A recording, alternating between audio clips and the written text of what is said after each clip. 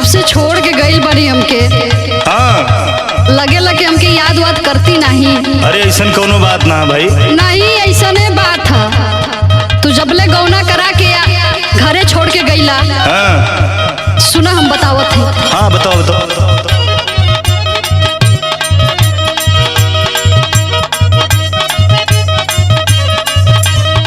सुनी हाँ बताओ। राजा लगल प्रीतिया के तोड़ गईला तू। ना हो ऐसा कोनो बात नहीं है। नाम ऐसने बात है। हमर चढ़ली जवानी जल में बोर गईला तू।